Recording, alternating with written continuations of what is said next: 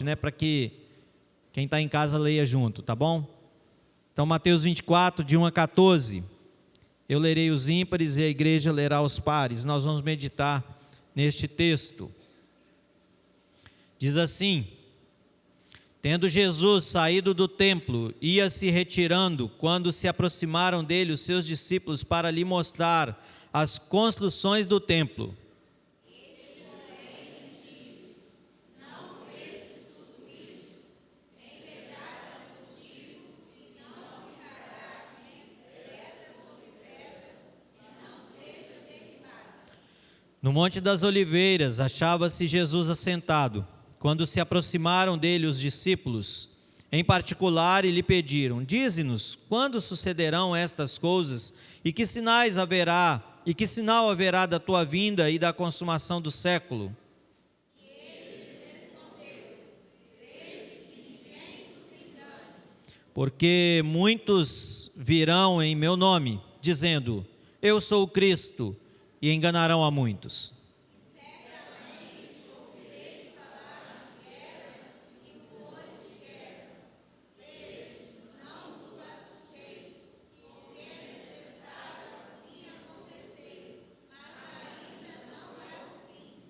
Porquanto se levantará nação contra nação, reino contra reino, e haverá fomes e terremotos em vários lugares.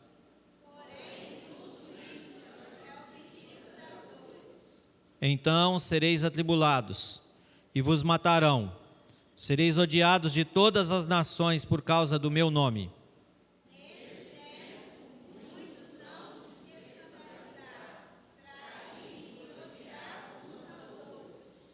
Levantar-se-ão muitos falsos profetas e enganarão a muitos.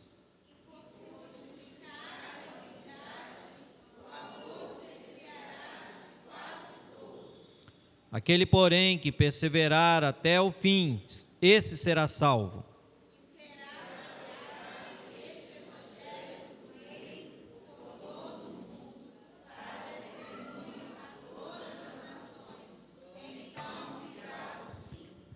Amém. Queridos, esse capítulo 24 de Mateus e também o 25, ele vai tratar sobre, não necessariamente apontando somente as questões do fim, aponta as questões do fim, mas a ênfase que eu e você devemos perceber nesse texto e buscar aplicar para a nossa vida é sobre o nosso caráter, sobre como nós vamos reagir diante das tribulações, como que deve ser a nossa reação diante das adversidades, diante das catástrofes, da fome, da perseguição e de todos os outros sinais que antecederão a segunda volta de Jesus. E a pergunta então é: será que eu e você estamos preparados para enfrentar estes momentos que se avizinham? Como está o meu coração? Como está o seu coração em relação a isso? Veio aí uma pandemia e muitos se amedrontaram, muitos se acovardaram, muitos deixaram de confiar no Senhor. Muitos de nós olhamos para a circunstância, muitos de nós olhamos para o problema e não olhamos para o Senhor Jesus. Meu amado irmão, o texto que nós lemos, ele vai falar sobre como que nós devemos reagir. E eu quero convidar para que nós possamos meditar então no tema firmes até Jesus voltar. Vamos falar juntos? Firmes até Jesus voltar. Mais uma vez. Firmes até Jesus voltar. Bênção pura, não é? Você vai estar firme até Jesus voltar? Pode o governo fechar isso aqui? Você vai estar firme? Pode acontecer? Não pode? Você pode ser proibido de se reunir com seu irmão, você vai continuar firme? E é isso que nós vamos então pensar nesta noite. Firmes até Jesus voltar. O que fazer? Qual deve ser a nossa atitude? Eu gostaria que você deixasse aí marcado esse texto do capítulo 24 de Mateus, e vamos lá para Lucas 21, que é o texto paralelo. E depois nós vamos também para o texto paralelo de Marcos. Mas antes vamos no texto paralelo de Lucas 21.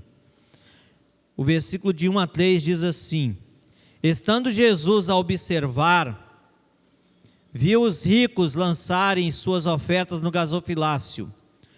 Viu também certa viúva pobre lançar ali 2 pequenas moedas, e disse: Verdadeiramente vos digo que esta viúva pobre deu mais do que todos, porque todos estes deram como oferta daquilo que lhe sobrava.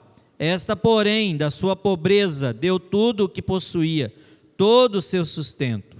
Falavam alguns a respeito do templo, como estava ornado de belas pedras e dádivas. Então disse Jesus: Vede estas coisas, dias virão em que não ficará pedra sobre pedra que não seja derribada. Meus irmãos, é interessante como o homem, como eu e você, nos distraímos facilmente com algumas coisas. Jesus tinha acabado de dizer para aquelas pessoas: observe aquela viúva. Ela deu tudo. Ela não deu do que sobrava, mas ela deu tudo. Mesmo dando, entre aspas, numa linguagem nossa, pouco, mas ela deu tudo que ela possuía. E Jesus então começa a tratar com os discípulos sobre aquela questão. Jesus está mostrando: olha para o coração, olha para a atitude, olha para a verdadeira adoração que está sendo oferecida ao Senhor através dessa mulher. Ela está oferecendo tudo o que ela possui, não é a sobra, não é se der tempo, não é se eu puder. Ela está se oferecendo a si mesma quando ela dá tudo ali. Eles saem dali. O que os discípulos começam a falar, irmãos? De coisas não daqui, não do interior, não da motivação. Os discípulos começam a se distrair com a beleza do templo. E eles então falam assim: Senhor, olha esse templo bonito, olha essas pedras, olha que estrutura maravilhosa. Muitas vezes somos nós assim, irmãos. Jesus está nos chamando a uma vida com Ele, a um relacionamento com Ele, a confiar nele, a ter a nossa esperança nele, e nós nos distraímos com as coisas daqui. Nós nos distraímos com as coisas periféricas, nós nos distraímos com as coisas secundárias. Nós olhamos para o noticiário, nós olhamos para aquilo que é apresentado, e ao invés de analisarmos essas coisas à luz das Escrituras, os discípulos se desvirtuam. Vamos para o outro texto paralelo, Marcos 13. Marcos capítulo de número 13.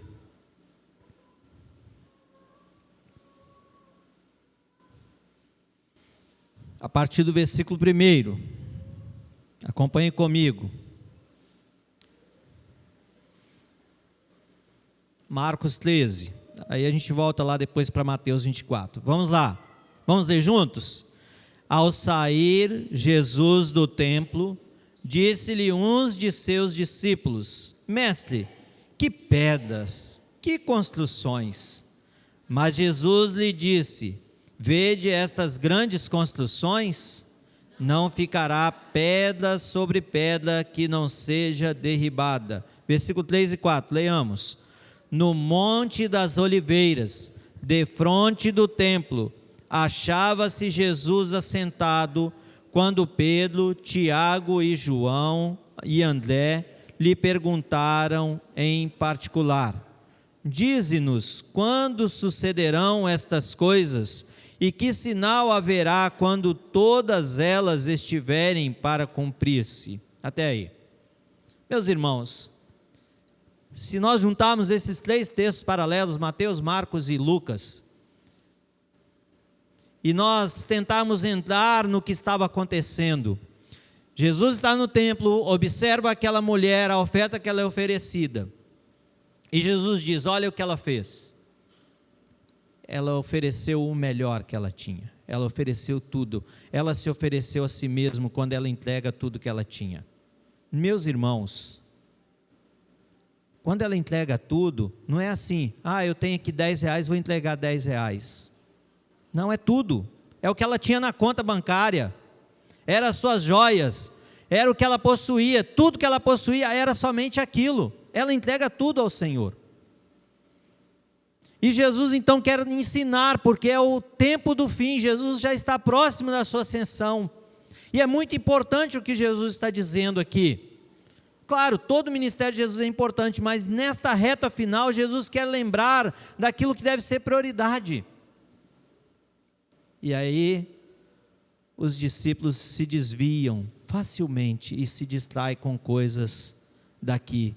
Quando eles começam a observar a estrutura do templo, a beleza das pedras, o esculpir daquelas pedras.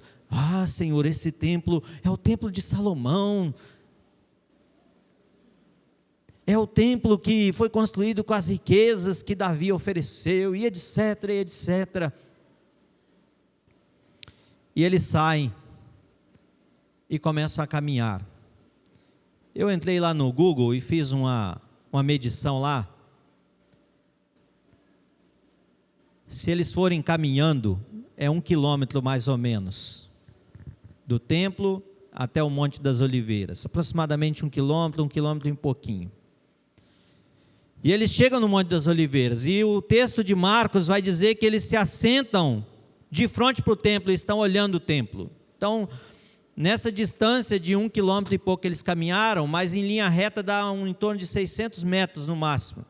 É como se eles saíssem daqui e fossem até próximo do Mata-Pau, e o Mata-Pau fosse o Monte das Oliveiras, um pouco mais talvez, e eles sentassem ali e ficassem dali olhando o templo aqui, e observando. Eles estavam distraídos, amados, com tudo que eles estavam vendo. Mas Jesus ama eles. E Jesus ama cada um de nós. E Jesus nos quer perto dele. E Jesus nos quer ensinar sobre como enfrentar as adversidades. Eu te convido então a voltar para o nosso texto base. E o terceiro versículo do capítulo 24 vai dizer assim: no Monte das Oliveiras achava-se Jesus assentado. Eles estão observando o templo, lembra disso? Quando se aproximaram dele os discípulos e lhe perguntaram: dize-nos, quando sucederão estas coisas e que sinal haverá da tua vinda e da consumação do século? E ele lhes respondeu: vede que ninguém vos... O que está dizendo aí? Ninguém vos engane. É um alerta. Então, em primeiro lugar, amados, nós precisamos estar atentos para continuarmos firmes até a volta de Jesus.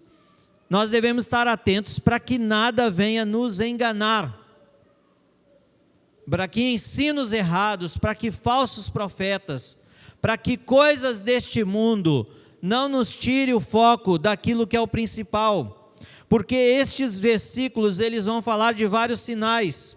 Porém, em alguns momentos da nossa vida, eles ficam mais acentuados ou menos acentuados, eles ficam mais destacados ou menos destacados. Se a gente estivesse falando desse texto há 2 anos atrás, estaria grandemente em voga o quê? A pandemia. Se nós falarmos nesse tempo, talvez, dependendo do contexto, seria guerra, não é? Ucrânia, Rússia, mas não é só lá que tem guerra não, tá? Nigéria, Etiópia, Mianmar, e por aí vai. Ou talvez, dependendo do contexto, seria fome. Por exemplo, Quênia. No Quênia, já vai para 4 anos que não chove. 4 anos que não chove. O período de chuva passou sem chuva. E o que você acha que está acontecendo lá? Nem os camelos estão sobrevivendo. Nem os camelos que estão acostumados à falta d'água estão sobrevivendo no Quênia. Fome, miséria. E nós, às vezes, estamos aqui na nossa caixinha, nós estamos dentro do nosso lar, nós estamos dentro da nossa igreja, e às vezes nós não estamos por dentro do que está acontecendo no mundo. Mas os sinais da volta de Jesus estão aí. E o texto então vai dizer para nós: não se deixe enganar. Então a primeira coisa que nós precisamos tratar na nossa vida, no nosso caráter é: não se deixe enganar. Pelo quê? Ou por quê? O versículo 5 começa a explicar. Vamos ler juntos? Versículos 5, 6 e 7.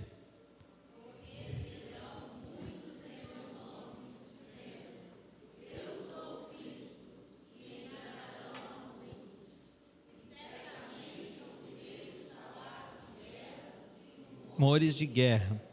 Vede, não vos assusteis, porque é necessário assim acontecer, mas ainda não é o fim. Porquanto se levantará nação contra nação, reino contra reino, e haverá fomes e terremotos em vários lugares. Versículo 8, porém, tudo isto é o princípio das dores. Amados, o texto vai dizer para nós, no versículo 4, não vos engane, por quê? Vem a explicação. Porque alguns vão se dizer cristos, alguns vão falar em nome de Cristo, alguns vão pregar em nome de Cristo, alguns vão ensinar em nome de Cristo. E aí vão dizer: olha, Cristo está voltando por causa disso e disso e disso.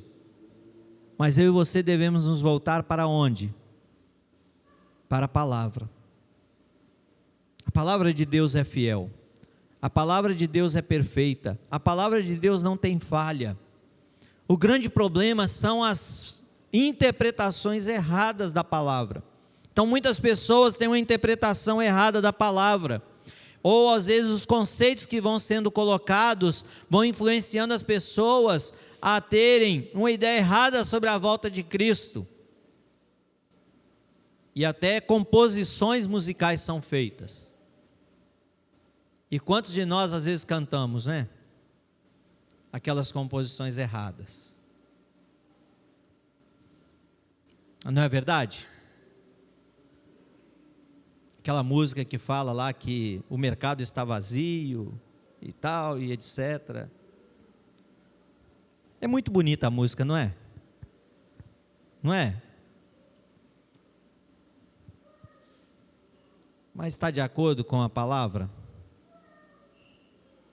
E as pessoas que vão dizendo e falando a respeito desta volta de Cristo?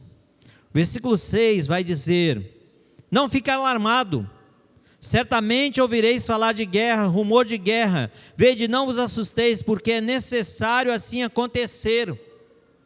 Guerras e rumores de guerras, mas tudo isso é necessário, e o alerta de Jesus é: não fique alarmado, porque é necessário acontecer estas coisas, mas ainda não é o fim. Então só por causa de guerra Jesus está voltando? Sim ou não? Não, porque as guerras fizeram parte da história. O povo de Israel era craque em guerrear, não era? Pensa, o tanto de guerra que eles produziram, o tanto de pessoas que morreram. Haja vista você lê Êxodo, Levítico, e vai lendo Josué, e vai lendo Juízes, e vai lendo Reis, e por aí vai lendo, e você vai ver o tanto de guerra que o próprio povo de Deus estava envolvido. E ao longo da história, os impérios que aí passaram. Mas a pergunta é: onde está o Império Grego? Onde está o Império Romano? Império Otomano? Império Turco? Império Egípcio? Império Americano? Império Chinês? Todos estes impérios serão desfeitos, porque o único rei E o único reino que prevalece é o reino do nosso Deus. E ele não se compara a esses reinos daqui, a esses domínios daqui, a esses dominadores daqui, porque a motivação desses governos é tentar tomar o lugar de Deus. O objetivo desses reinos é um domínio meramente humano por interesses egoístas. Mas o reino de Deus não. O reino de Deus é um só, é único. E é um rei que a motivação dele é correta. É um rei que o propósito dele é perfeito. Mas o texto continua e a partir do versículo de número 9, então diz, depois de dizer que essas coisas são princípios das dores, no versículo 9 ele vai dizer: então sereis atribulados e vos matarão, sereis odiados de todas as nações por causa do meu nome. Nesse tempo muitos hão de se escandalizar, trair e odiar uns aos outros. Levantar-se-ão muitos falsos profetas e enganarão a muitos. E por se multiplicar a iniquidade, o amor se esfriará de quase todos. Aquele, porém, que perseverar até o fim, será salvo. Quem vai ser salvo, irmãos? Aquele que perseverar, aquele que manter-se firme. A palavra no original para aquele que perseverar até o fim significa suportar a fundo do princípio ao fim. Perseverar até o fim significa suportar a fundo, suportar profundamente, suportar com todas as forças. É esse que será salvo. A pergunta é: temos perseverado? Ou temos nos sucumbido? Quantos desanimaram da carreira cristã? Sabe por quê? Porque são crentes, ou eram crentes, apenas nominais. O contexto atual é um contexto de muitos falsos profetas, de enganadores que têm o poder da palavra em muitas igrejas. O contexto que nós vivemos é de esfriamento espiritual. O texto vai dizer para nós que por se multiplicar a iniquidade, o amor se esfriará de quase todos. O amor aqui não tem a ver só com o amor de pai, mãe, irmãos, mas é o amor a Deus, é o amor às coisas de Deus. E nós temos visto, amados, um crescimento enorme do que nós chamamos de crentes nominais. Se juntar as pessoas que já foram de igreja e hoje se dizem cristãos, mas não são de igreja, é a segunda denominação no Brasil. Você sabia? Se somar todos esses, que talvez o IBGE vai perguntar de casa em casa por esses dias, e eles dizem: já fui, eu sou cristão, mas de que igreja? Não sou de nenhuma igreja não. Esse número somado vai se tornar a segunda denominação evangélica no Brasil, só perdendo para a Assembleia de Deus. Por quê? Crentes nominais. E por que saíram da igreja? Vão arrumar várias desculpas. Não concordei com a cor da igreja pintada. O irmão não me cumprimentou na igreja. O pastor não me visitou. O fulano falou uma coisa que eu não gostei. Eu fiquei 1 mês sem ir na igreja, ninguém me visitou. E por aí vai. A ladainha é sempre a mesma. Me desculpe ser bem direto, irmãos. Você já viu no evangelho Jesus adulando alguém? Você viu? Tem algum lugar no evangelho Jesus adulando alguém? Vem para cá, soma aqui com o meu ministério, seja meu discípulo, por favor. Se você não for, eu não vou fazer sucesso. Vem cá, não, aqui o Pedro falou um negócio assim, mas é o Pedro, né? Não leve em consideração o que Judas fez, não.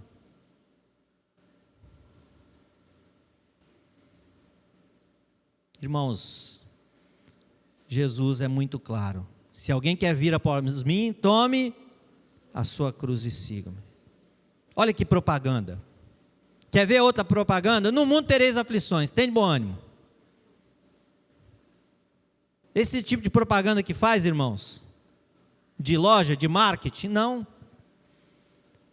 O marketing é embelezar a coisa, é fazer com que a coisa seja atrativa para as pessoas. Mas evangelho, amados, o único atrativo do evangelho é Jesus. É Jesus e nada mais do que Jesus. Eu e você, nós somos chamados para ser sal desta terra, luz desse mundo, porque o mundo precisa dessa resposta a esses questionamentos, a esses problemas que nós enfrentamos na nossa sociedade. E quem vai ser a resposta? Eu e você. E será que nós temos a resposta para estas pessoas? Vamos ler juntos o versículo 14? Será pregado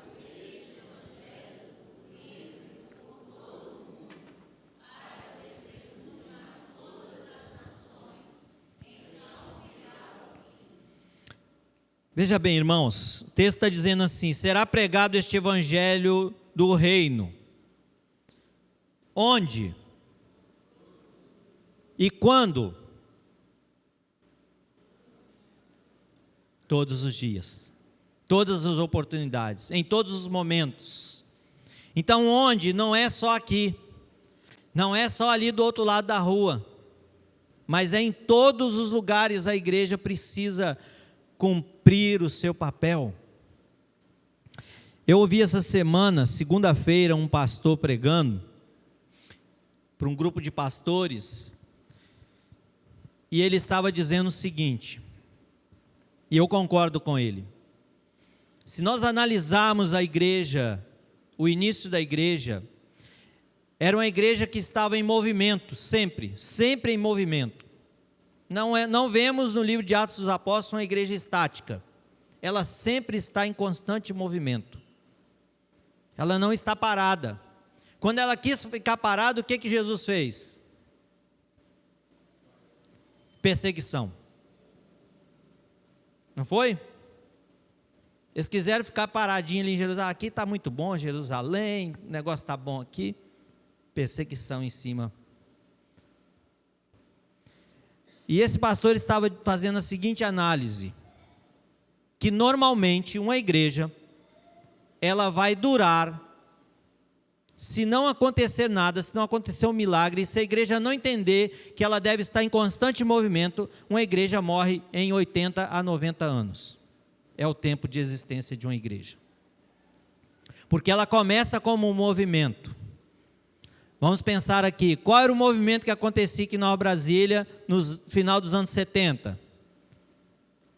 Hein, tia Leuda? Eram os irmãos que vinham lá de Itacibá e vinha aqui, reunia na casa de um, do seu Dário ali na garagem ali, ia na casa do outro e visitava um e visitava outro e fazia culto no lar e etc. Era aquele movimento. Mas aí olha só a nossa mentalidade. Qual que é a nossa mentalidade? Vamos parar com esse movimento, vamos construir um monumento. Não é assim que a gente faz? Vamos construir um monumento. E aí o monumento fica agradável. A gente começa a olhar para o monumento, que monumento bonito. E a gente cobra até da junta diaconal, tem que dar uma reforma nesse monumento. Não é? Ou comissão de construção tem que dar uma pintura nesse monumento, porque a gente precisa desse monumento. E aí a gente vai acomodando. Irmãos, eu não estou falando que a gente não deve cuidar disso, tá bom? Eu só estou fazendo a gente pensar aqui que o movimento não pode parar. A gente não pode descansar e falar, não, mas nós estamos em movimento, nós estamos enviando recursos para os nossos missionários. Nós estamos orando. Meus irmãos, Será que falta alguém ouvir a palavra de Deus aqui no bairro de Nova Brasília? Sim ou não? Sim. E quem é que vai falar? Somos nós. Nós podemos começar um estudo na nossa casa. Nós podemos começar a ler a Bíblia com o nosso vizinho, com o nosso parente. Isso é movimento. Nós podemos criar alguma forma de falar de Jesus aqui no entorno, no comércio do nosso bairro, da nossa cidade, em ações e projetos. E Deus pode mover o nosso coração a ir para outra cidade, ir para outro bairro, ir para o outro lado do mundo, ir para os povos não alcançados também. Isso é movimento. Só que a igreja, ela quer ficar estática. Ela quer ficar igual aos discípulos. Ô Senhor, olha essa construção, olha esse templo. Meus irmãos, Atos capítulo 1, versículo 8, vai dizer que Jesus tem uma ordem antes dele voltar para os céus. Mas recebereis poder ao descer sobre vós o Espírito Santo e sereis minhas testemunhas. Onde? Tanto em Jerusalém, Judeia, Samaria e até os confins da terra. Coloca para nós aí, Débora, Atos 1, 8. Olha só, a ordem, nós vamos receber poder, o Espírito Santo foi enviado, e qual é a ordem? Ser testemunha. O que nós precisamos para ser testemunha? Ter tido um encontro com o Senhor Jesus, só isso. Não precisa de curso teológico, não precisa de perspectiva, do curso perspectiva que está vindo aí, não precisa de ficar assim, 20 anos na escola dominical para depois ir, passar por todas as classes, classe de catecúmenos, e fazer de novo a classe de catecúmeno e etc. Não, é ter um encontro com Jesus, é a base de tudo. Aí você pode fazer sim um curso teológico, um curso missiológico, um curso perspectiva e etc. Pode se dedicar, pesquisar, mas se não tiver a base, que é o encontro com o Senhor Jesus, como testemunhar de Jesus? Essa é a ordem de Atos 1:8. Mas vamos inverter ali o capítulo e o versículo? Coloca para nós, Débora. Atos 8:1. Se a gente não fizer Atos 1:8, olha o que vai acontecer. Atos 8:1. Vamos ler juntos? E Saulo consentia na sua morte. Naquele dia levantou-se grande perseguição contra a igreja em Jerusalém. E todos, exceto os apóstolos, foram dispersos pelas regiões da Judeia e Samaria. Coloca o 2 também. Alguns homens piedosos sepultaram Estevão e fizeram grande pranto sobre ele. Nós estamos esperando o Estevão morrer? Será que nós estamos esperando, irmãos, Estevão morrer? A coisa estava muito boa. Jerusalém estava confortável demais.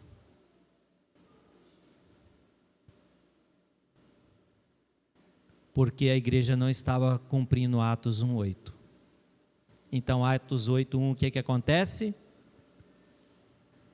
Jesus fala assim, deixa eu matar um diácono para ver o que vai acontecer. Vou pegar um diácono aqui piedoso, um homem santo. Qual diácono aí que quer se candidatar? Alguém quer se candidatar? Não. O seu diácono não, Juliana?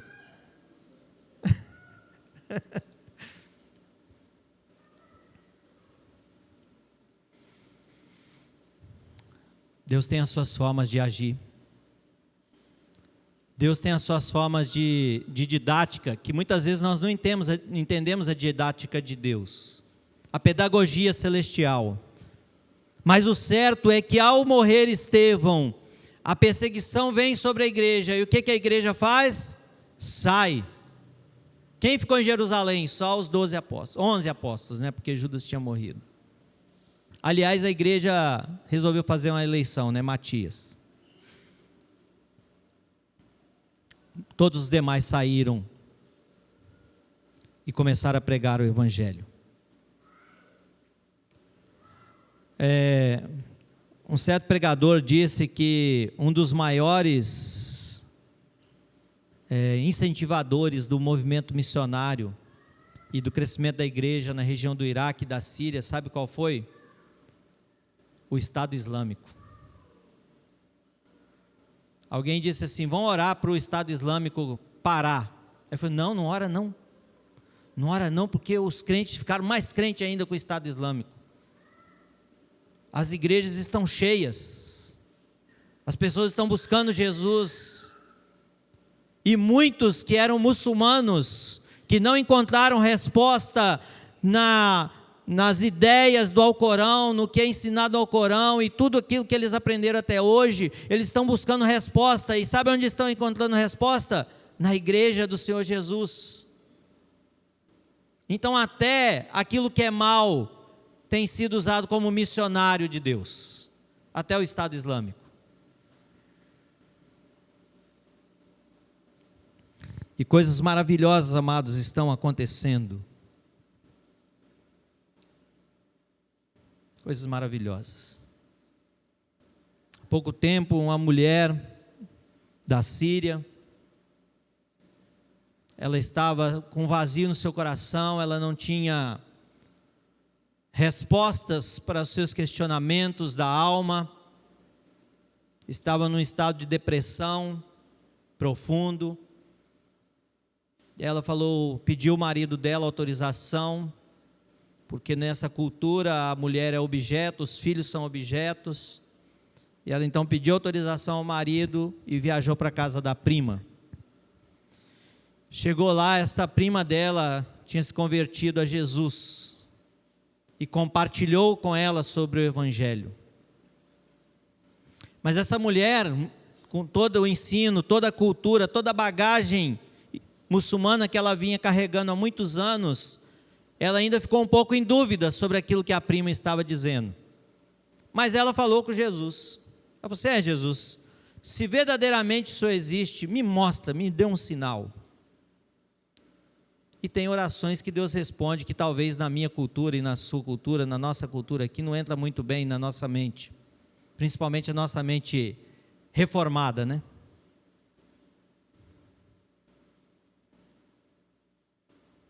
E o pastor Elias conta que apareceu no corpo desta mulher em vários pontos marcas de cruz na pele dela.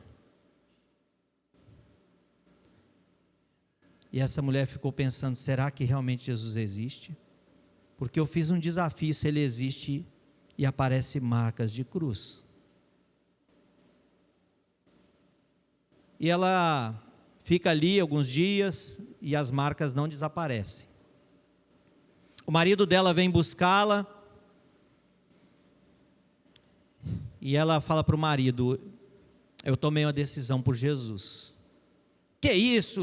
Isso não existe, Jesus não existe. E aquele marido então confronta aquela mulher.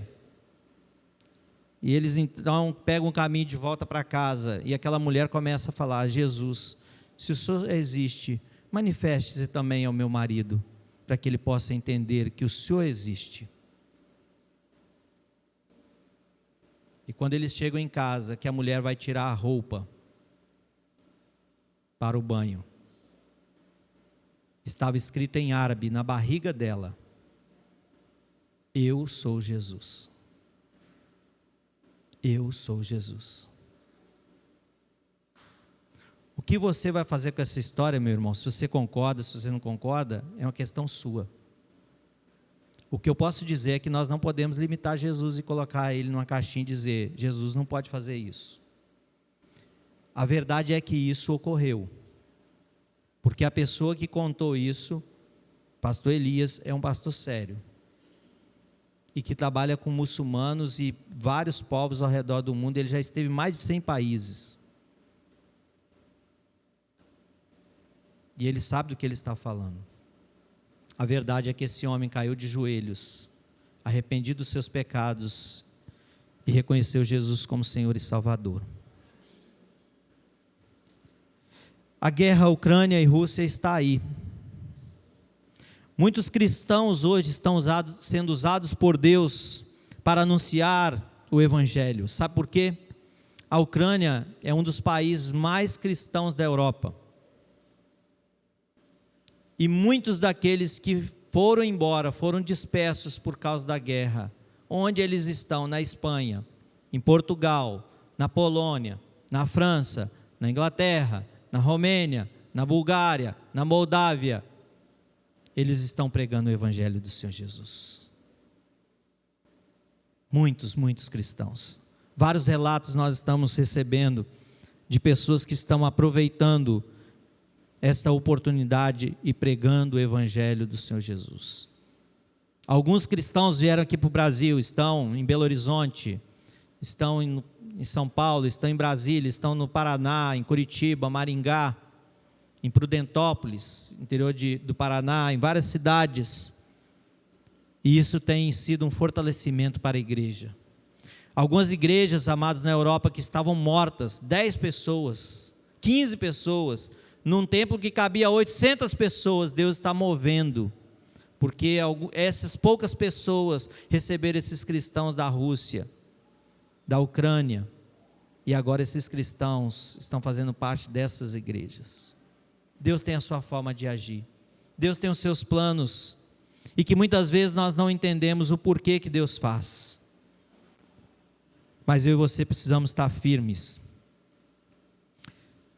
O texto, capítulo 24 de Mateus, versículo 16 em diante, diz assim: então os que estiverem na Judéia, fujam para os montes, quem estiver sobre o eirado, não desça tirar de casa alguma coisa, e quem estiver no campo, não volte atrás para buscar a sua capa. Ai dos que estiverem grávidos, das que amamentarem naqueles dias, orai, para que a vossa fuga não se dê no inverno, nem no sábado, porque nesse tempo haverá grande tribulação, como desde o princípio do mundo até agora não tem havido, nem haverá jamais.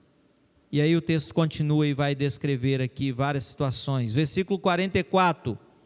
Por isso ficai também vós apercebidos, porque a hora em que não cuidais, o Filho do Homem virá. O que o texto está mostrando para nós, amados?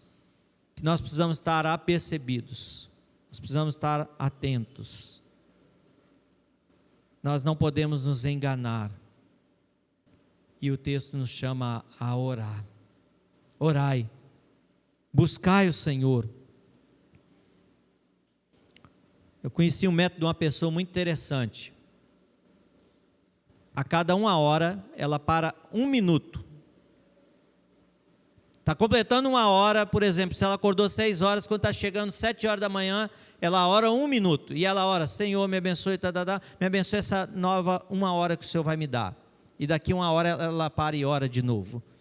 E daqui a pouco ela ora de novo.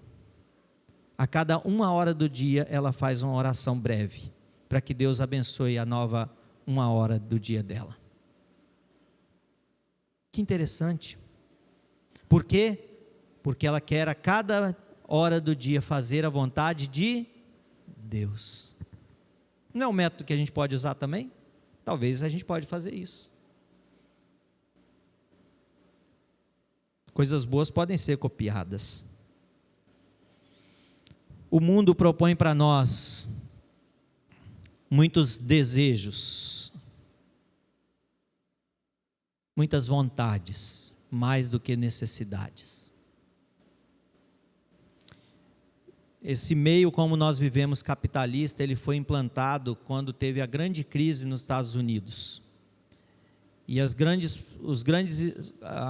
governos e as pessoas intelectuais da época começaram a discutir como que nós vamos superar a crise. E alguém teve essa brilhante ideia: vamos apresentar para as pessoas desejos, coisas que elas nem precisam, mas para que elas comprem. E foi esse o método que eles usaram para sair das crises financeiras. E muitas vezes nós estamos caindo nesse erro. Nós estamos caindo em coisas mais do que necessidades.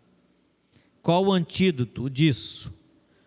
Débora, coloca para nós Salmo 104, versículo 24 em diante, até o 28. Salmo 104, versículo 24. Vamos ler juntos? Que variedade, Senhor, nas tuas obras, todas com sabedoria as fizeste. Cheia está a terra das tuas riquezas. Eis o mar vasto, imenso, no qual se movem seres sem conta, animais pequenos e grandes. Por ele transitam os navios e o monstro marinho que formaste para nele folgar. Todos esperam de ti que lhes dês de comer a seu tempo. Se lhes dás, eles o recolhem. Se abres a mão, eles se fartam de bem. O que o salmista está dizendo para nós? Que o antídoto contra simples desejos meramente humanos é nós vivemos esta variedade de Deus, esta abundância de Deus, com gratidão e com generosidade. Eu e você somos chamados a seguir proclamando o Evangelho com perseverança, firmados em Jesus. Que nós possamos estar firmes em Jesus até a volta dele. Sabe por quê? Porque Deus continua no seu trono. Ele não saiu de lá. O nosso Deus continua governando. E o nosso Deus provê o que nós precisamos. Vale a pena confiar no Senhor. E eu quero concluir lendo junto com os irmãos 2 Coríntios, capítulo de número 6. 2 Coríntios, capítulo de número 6, versículos 1 e 2. Vamos nos colocar em pé? E vamos ler juntos? 2 Coríntios 6, 1 e 2. Leiamos. E nós, na qualidade de cooperadores com ele, também vos exortamos a que não recebais em vão a graça de Deus, porque ele diz: eu te ouvi no tempo da oportunidade e te socorri no dia da salvação. Eis agora o tempo sobremodo oportuno. Eis agora o dia da salvação. O tempo é hoje. O dia é agora. Esta é a oportunidade. Não deixe para depois. Se você compartilhar o Evangelho com alguém e a pessoa falar assim: depois eu vou pensar. Leia esse texto para ele. Fala assim: o dia é hoje. A hora é agora de salvação. Não deixe para depois. Esse é o tempo oportuno.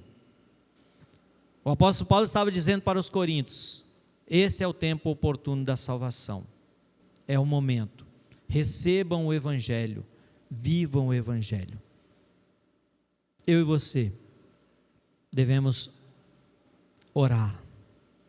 Eu e você devemos ler a palavra. E orando e lendo a palavra, certamente o Senhor vai nos fortalecer, para que nós não venhamos a nos deixar enganar pelos falsos ensinos, pelos falsos profetas, pelas propostas do maligno. Eu e você vamos olhar para todos esses acontecimentos, terremotos, catástrofes, enchentes, fome, miséria, guerras, rumores de guerras com outros olhos, com a expectativa sim da volta de Cristo.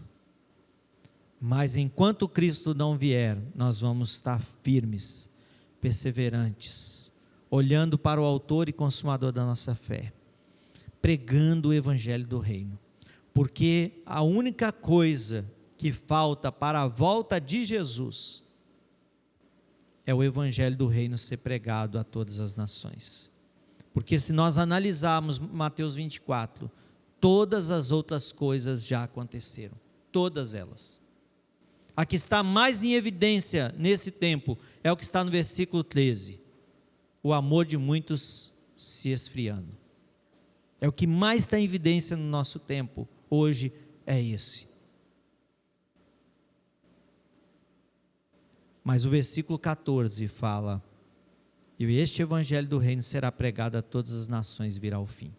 Vamos pregar o Evangelho. Vamos anunciar Jesus. Vamos continuar firmes no propósito Vamos estar vigilantes, ativos na obra do Senhor. Senhor, rogamos a